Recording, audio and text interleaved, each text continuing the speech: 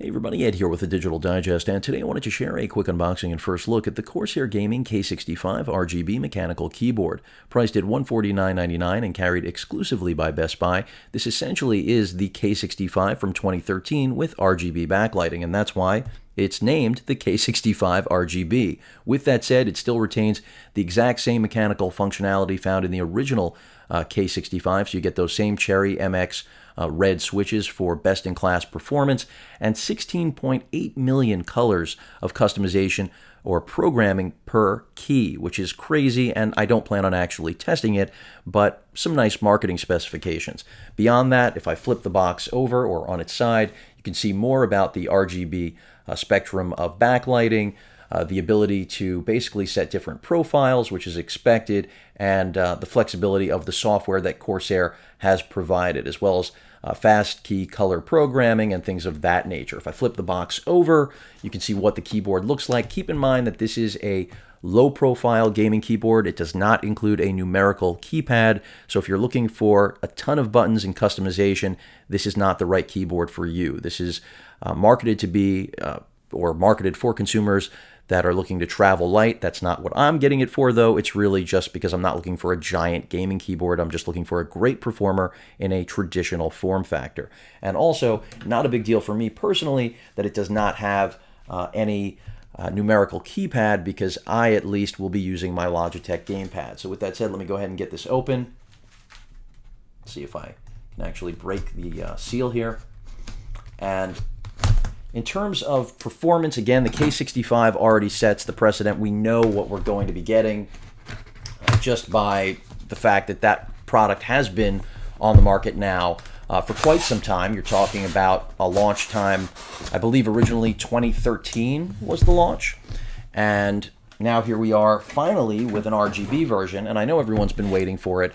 Personally, I was looking for something that would work well for both work and gaming, and that's what I thought this keyboard represented the best balance among its peers. Now that you can go with something like the K70 from Corsair, and it's actually less expensive, has more features, but it doesn't have this form factor, and again, that is what I personally was after. So let me go ahead and get this out of the box. I'm going to put the keyboard down. You can see the palm rest right here, which I'll be showing you as well. Some paperwork, the warranty. Let me get that out of here. And let's get down to the actual keyboard itself. So, plenty of plastic here, still some cardboard. Weighty, because this does have a metallic build. I believe it is aluminum, but correct me if I'm wrong. And it looks like I've got to deal with some tape here, so let me go ahead, or at least let me see if I can just remove this, which I should be able to just pull it out of here and do away with that. Going to crack open the palm rest right now as well. And I've been looking at a lot of gaming keyboards, and personally, I haven't had a reason to upgrade. I've been using the Logitech Lenovo Edge for some time, and that's since I abandoned gaming keyboards because I really didn't find the trade-off to be worthwhile. But lately, some great stuff has been manufactured, and this really, in my opinion, is one of those great offerings.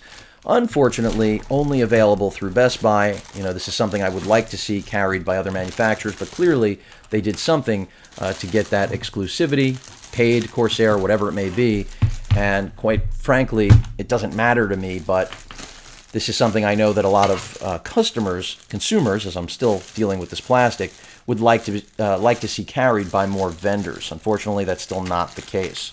And wow, is this, as usual, proving to be more difficult than necessary. And still not coming off after all of that. Nope, there it is. So you can see we've got nice thick gauge on the cable itself. That's in no way a surprise.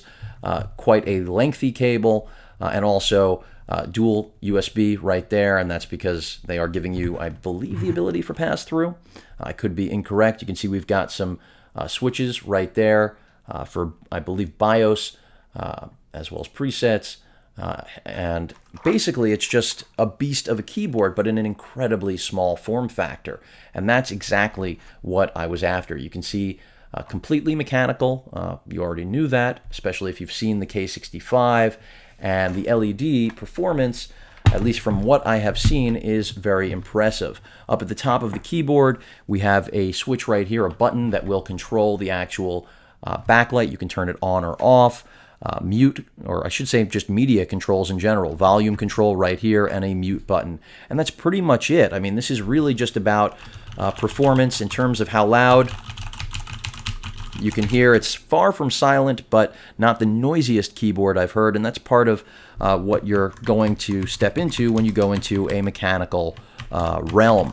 But overall, everything about this keyboard, at least from what I've seen, is quality. And when you compare it to its peers, again, nothing else really like it on the market right now. I will be doing an update showing off all of the RGB goodness that this has to offer. Of course, right now I'm not plugging it in, but eventually I will. But it is a really nice keyboard. Is it worth the money? It's a matter, again, of how much you care about that RGB backlighting, because you can go with the original K90. You can see the feet here on the bottom, and avoid that extra cost very easily.